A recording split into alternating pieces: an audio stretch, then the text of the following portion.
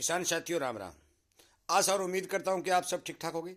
साथियों, आज हम बात करेंगे सरसों और चना के उत्पादन और भाव के ऊपर। और जो विश्लेषण निकल के आ रहे हैं वो पूरा का पूरा मैं आपको सही का सही बताऊंगा। साथियों, जो अपडेट मेरे पास निकल के आ रही हैं वो व्यापारियों और किसानों द्वारा बताई जा रही बातें हैं, और वो अनुमान लगभग सटीक और 90% तक सही निकलता है। इसलिए मैं आपसे विनय निवेदन करता हूं कि आप इस वीडियो को ध्यानपूर्वक ठीक से पूरा सुनें। सरसों और चना का जिक्र करने से पहले मैं आपका ध्यान एक बात की ओर दिलाना चाहता हूं, क्योंकि आपने यूट्यूब और समाचारों के ऊपर उपराष्ट्रपति के बयान को सुना होगा। उन्होंने पुरजोर तरीके से किसान की आवाज को उठाया है, सरकार को चेताया भी है और सरकार को सावधान भी किया है। साथियों, मैं आपसे विनय निवेदन करता हूं कि उपराष्ट्रपति जी ने जो हमारे लिए अपनी आवाज उठाने का जो काम किया है उसके लिए हमें उनका धन्यवाद करना चाहिए।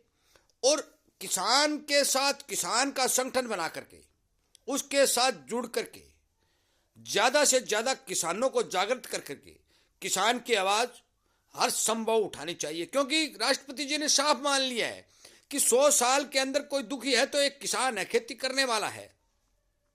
और सारी की सारी स्कीमें, सारी की सारी संस्थाएं आपकी जो सरकार ने चलाई है वो जमीन पर दिखाई नहीं दे रही है, धराशायी हो चुकी है। और ये बात सही भी है, क्योंकि सबसे पीड़ित किसान है। किसान हर तरह की मुश्किल का सामना करके के अपना जीवन यापन कर रहा है। इसलिए मैं आपसे विनय निवेदन करता हूं, हर वीडियो में ये निवेदन करता हूं कि आप सोशल मीडिया पर अपनी ताकत बढ़ाइए। मैं जो किसान की आवाज लगातार उठा रहा हूं, इस तरह के वीडियो को ज्यादा से ज्यादा किसानों तक शेयर करके आप अपनी आवाज को सरकार तक या सरकार नुमाइंदों तक पहुंचाने की भरपूर कोशिश करें, ताकि उन्हें भी इस बात का पता चले कि किसान वास्तव में ही धरातल पर दुखी है। क्यों उपराष्ट्रपति को पता है तो सभी को पता है, किसी से कोई बात छुपी हुई नहीं है। ना ही भाव मिल रहा है, ना ही कोई वजन मिल रहा है, ना ही कोई दवाई मिल रही है, ना ही कोई खाद मिल रही है, ना कोई पानी मिल रहा है। किसान की हालत दयनीय है। किसान को अपनी स्थिति पर जीने के लिए छोड़ दिया गया है। साथियों, उन्होंने साफ सिद्ध कर दिया है कि यदि किसान की सुध नहीं लेगी तो आप जिस रास्ते पर जा रहे हैं वो रास्ता एक दिन खत्म हो जाएगा और आपको बहुत बड़ा पछतावा करना पड़ेगा। इसलिए कृपया करके मेरी बात पर ध्यान दें। किसान की आवाज़ उठाने के लिए किसान को जो परेशानियां आ रही हैं, जो भी वीडियो मैं बना रहा हूं, उसको ज़्यादा से ज़्यादा शेयर करें। इसी तरह की जानकारी जो मैं फसलों के ऊपर दे रहा हूं, रोग हो, बीमारी हो, भाव हो आदि का पूरा विश्लेषण आपको दे रहा हूं। यदि इसी तरह की जानकारी आपको आवश्यकता है, मिलती रहे, अच्छी बात है कि आप इस चैनल को सब्सक्राइब करके सामने वाली घंटी का बटन दबा लें, ताकि आपको समय पर जो जानकारी मेरे पास आती है मैं आपको पहुंचाता रहूंगा और आपको वो सुनने को मिलती रहेंगी। आप सचेत और सावधान होते रहेंगे। अब हम बात करते हैं साथियों चना और सरसों के भाव के ऊपर।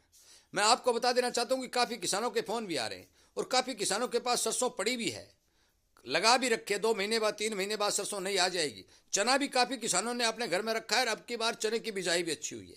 साथियों, इन दोनों ही फसलों का जो अपडेट निकल के आ रहा है वो आप गौर से सुनिए। आप सभी को पता है कि पिछले साल सरसों की फसल ने किसान को मार मारी थी। 2 साल लगातार भाव नहीं मिले थे। उसके डर से किसान ने चना की बुआई ज़्यादा की, क्योंकि चना के भाव अच्छे मिले से तेजी देखने को मिली थी, जिस कारण चना की किसान ने भरपूर बिजाई की है। परंतु सरसों की बिजाई कम से कम 20% तक घटी है। दूसरी बात साथियों, आपको यह भी पता है कि सरकार ने दालों का आयात, मैंने भी बताया था कि बाहर से दालों का आयात बहुत ज़्यादा मात्रा में किया है। पीली मटर का भी आयात हुआ है। ऑस्ट्रेलिया का चना भारत में आया है। दालों का भरपूर स्टॉक भारत के अंदर जमा हो चुका है। चना एक दाल वाली फसल है और बिजाई भी ज़्यादा है। साथियों, प्रोडक्शन कितना होगा ये तो दूसरे महीने में पता चलेगा, क्योंकि चना के लिए मौसम अनुकूल रहता है या नहीं रहता है। परंतु आज का जो मौसम चल रहा है वो चना के लिए अनुकूल है, परंतु सरसों के लिए वो खतरनाक है, क्योंकि ज़्यादा गर्मी के कारण सरसों का प्रोडक्शन लगातार घट रहा है। साथियों, मैं आपको बता देना चाहता हूँ कि पिछले साल भी मैंने ये बात कही थी कि चना की बिजाई कम और प्रोडक्शन घटेगा तो भाव बने थे, परंतु अब की बार इसके विपरीत है। ये मान के चलना, यदि मौसम ने किसान का साथ नहीं दिया, बहुत ज़्यादा मार पड़ी तो बेशक उत्पादन घट सकता है, परंतु पिछले साल से ज़्यादा उत्पादन चने का देश के अंदर पैदा होगा। ये बात पक्की और निश्चित है। इसलिए नज़दीक में चने के भाव की उम्मीद न करें। ये फसल आने पर पता चलेगा कि कितना प्रोडक्शन कितना निकला। यदि प्रोडक्शन घट जाता है तो चने के भाव बन सकते हैं, वरना यदि बिजाई के हिसाब से प्रोडक्शन होगा तो चने के भाव बनने की कहीं कोई अनुमान और आशंका दिखाई नहीं दे रही है। साथियों, मैं आपको बता देना चाहता हूं कि सरसों की बिजाई घटी है, मौसम की मार लगातार सरसों पर पड़ी है। और पिछले साल भी मैंने ये बात कहा था कि सरसों का उत्पादन 70-75 लाख से ज़्यादा नहीं होगा और अब की बार उससे भी घटेगा। ये भी आप मेरी बात नोट कर लेना, क्योंकि मैं बार बार ये बात कह रहा हूं कि जलवायु परिवर्तन के हिसाब से हर देश के अंदर खाद्यान्न वस्तुओं के ऊपर प्रभाव पड़ रहा है, उसका उत्पादन रेट घट रहा है और ये घटेगा, जिसमें कोई दो राय नहीं। परंतु कितना घटेगा इस बारे दूसरे महीने जो फरवरी का महीना आएगा उस वक्त सरसों और चने का जो सिस्टम है वह बताया जाएगा। परंतु मौके पर जो पोजीशन चल रही है वो सरसों की पोजीशन ठीक चल रही है, क्योंकि सरकार के पास लगातार स्टॉक घटता जा रहा है, किसानों के पास भी सरसों की अवेलेबलता बहुत कम है और सरसों तेल की डिमांड, जो ही सर्दी ज़्यादा बढ़ेगी सरसों तेल की डिमांड बढ़ेगी, तो सरसों के अंदर मंदा की कोई संभावना नहीं है। मैं ये नहीं कह सकता कि 8,000 हो जाएगी, 10,000 हो जाएगी, 7,000 हो जाएगी, परंतु सरसों इन भावों से मंदी कभी नहीं आएगी। परंतु चने के अंदर कुछ किसान भाई ये कह रहे हैं कि चने के अंदर हमें बताइए क्या होने वाला है। साथियों, सरकार के अधिकारी हों चाहे व्यापारी हों चाहे कोई भी हो, उन्हें एक एक पल की रिपोर्ट होती है। उन सबको पता है कि चने की बिजाई ओवरऑल एरिया के अंदर अब की बार बढ़ चुकी है और पैदावार अच्छी होगी। मान के चलो कि उनके पास कमी भी आएगी तो भी वो कुछ दिन धक्का मार देंगे कि नई फसल आएगी, तब हम इन नई फसलों के हिसाब से चना की खरीद कर लेंगे और ज़्यादा तेज भाव किसान को नहीं देंगे। और किसान की यही विडंबना है, यही मुश्किल किसान के सामने आकर खड़ी हो चुकी है कि किसान को समय पर भाव नहीं मिल रहे हैं। सरकार चुप बैठी है, सरकार द्वारा बनाई गई सेबी की संस्था चुप बैठी है, चारों तरफ से किसानों को मार पर मार पड़ रही है। जब सरसों की कमी देश के अंदर दिखाई दे रही है तो फिर भी विदेशों के अंदर से पाम ऑयल को मंगवा करके सरकारें जो है देश के अंदर तेल का भरपूर स्टॉक पैदा कर देती है। उसी प्रकार चने को जब किसान ने बुआई कर दिया है, चने की पैदावार अच्छी हो रही है, तो फिर भी लगातार विदेशों से दालों का स्टॉक देश के अंदर आ रहा है। साथियों, जब तक सरकारें अपने आयात के ऊपर विचार नहीं करेंगी, जब तक विदेशों से आयात होने वाले माल का सिस्टम बना करके कम से कम आयात नहीं किया जाएगा, तब तक इन चीज़ों के भाव बहुत कम किसान को मिलते हैं। कमी के चलते सरसों के भाव तो बने रहने की संभावना बनती है, परंतु मुझे नहीं लगता कि चने के अंदर कहीं कोई तेजी दिखाई देगी। मैंने ये पहले भी कहा था कि मूंग की आवक बहुत ज़्यादा मंडियों में आ रही है और मूंग मंदा पड़ेगा, वही हुआ है। मोट की आवक में यही हुआ है, क्योंकि इसमें कुछ गलती किसान की भी है।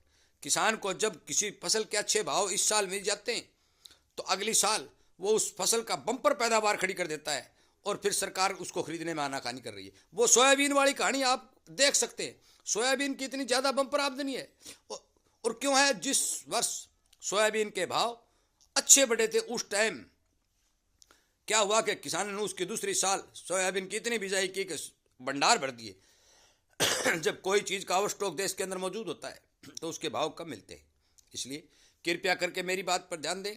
चने के जितने भी किसान हैं वो मौके के ऊपर तेजी की उम्मीद न रखें, परंतु सरसों के अंदर 200-400 रुपए की तेजी तो तय है, उससे ज़्यादा मैं नहीं कह सकता, क्योंकि सर्दी के सीजन में जब भी डिमांड बढ़ेगी सरसों के ठीक भाव मिलेंगे। आगे आने वाले साल में मुझे अब मौके तक कम बिजाई के चलते लगता है कि सरसों का पैदावार कम होगा, प्रोडक्शन कम होगा, परंतु सही सुनेरी है दूसरे महीने फरवरी के 20 तारीख के लगभग जो अपडेट मेरे पास आएंगे, पूरे किसानों से मैं बात करूंगा और उनसे पता चलेगा, तब मैं आपको बताऊंगा कि सरसों की क्या पोजीशन रहने वाली है। क्योंकि सरसों के अंदर भी फंगस और मरगोजा, पानी की कमी, गर्मी, ये सब चीज़ प्रभावित करेंगी। आगे आने वाले समय में सर्दी की मार कितनी पड़ती है वो भी प्रभावित करेंगी और वही हाल चने का होने जा रहा है, क्योंकि जलवायु परिवर्तन के तहत फरवरी के अंदर बेतहाशा गर्मी पड़ने की संभावना सभी मौसम विभाग जता रहे हैं। मैं मौसम पर वीडियो बहुत कम बनाता हूँ, परंतु उनसे मेरी बात जरूर होती है। यदि ज़्यादा गर्मी बढ़ती है तो चने का भी इतना भारी भरकम उत्पादन तो नहीं होगा, परंतु बाहर से आयातित दाल जो देश के अंदर मौजूद है उसका असर चने पर जरूर पड़ेगा। इसलिए कृपया करके मेरी बात पर ध्यान दें, इस बात को हर किसान तक पहुंचाएं और किसान हित में काम करने के लिए जिस तरह हर एक किसान, बहुत से किसान सड़कों पर उतरे हुए हैं, बहुत से किसान भूखे तीसे तंबुओं में बैठे रहें। आप तंबुओं में नहीं जा सकते, भूखे नहीं रह सकते, तो कम से कम सोशल मीडिया के ऊपर किसानी आवाज़ को उठाने वाले चैनल के साथ जुड़ करके इस चैनल को सब्सक्राइब कर करके इसके सामने वाली घंटे का बटन दबा करके और शेयर कर करके पूरे देश में किसानों तक इस आवाज़ को पहुंचाने की कोशिश करें कि सरकारें जो मौके के ऊपर नीतियां अपना रही हैं, उन पर उपराष्ट्रपति जी ने भी जो सवाल उठा दिए तो बच कौन गया। किसान, मैंने लगातार वीडियो बनाए, हो सकता है मेरा वीडियो अधिकारियों तक पहुंचते होंगे, परंतु हर किसान तक जरूर पहुंचते हैं। इसलिए जब इतने इतने बड़े नेता और विशेषज्ञ और जानकार लोग इस बात को मान रहे हैं कि किसान की वास्तव में दशा जो दयनीय है, तो फिर सरकार उस पर विचार क्यों नहीं करती? जो संस्थाएं बनी हुई वो संस्थाएं उन पर विचार क्यों नहीं करती? इसलिए कृपया करके मेरे वीडियो को ज़्यादा से ज़्यादा शेयर करें, आगे से आगे किसानों को ये बात बताने की कोशिश करें। और जितने जो भी अपडेट मेरे पास लगातार जो भी किसी फसल के आएंगे, जो रोग क्यों, बीमारी क्यों, भाव क्यों, उत्पादन क्यों, मैं जरूर वीडियो के माध्यम से किसानों को बताऊंगा, क्योंकि मैंने ये लक्ष्य और ध्येय बना रखा है कि जो अपडेट मेरे पास आएगा मैं किसानों को सावधान और सचेत करने के लिए वीडियो जरूर बना करके जरूर यूट्यूब के ऊपर अपलोड करूंगा, ताकि किसान सावधान हो जाए और जागृत हो जाए। साथियों, चैनल के साथ जुड़ करके जो आप प्यार दे रहे हैं, जो आप संगठन को बढ़ा रहे हैं, शेयर कर रहे हैं और लाइक और अपने पर्सन कर लें, उनके लिए मैं आपको धन्यवाद करते हुए इस वीडियो को विराम देता हूं। और इसके साथ आप सभी का ये अनुरोध और ये उम्मीद रखता हूं कि आप इस तरह की बातों को ज़्यादा से ज़्यादा किसानों तक पहुंचाकर संगठन को बढ़ाने का काम करेंगे। आपका बहुत बहुत धन्यवाद।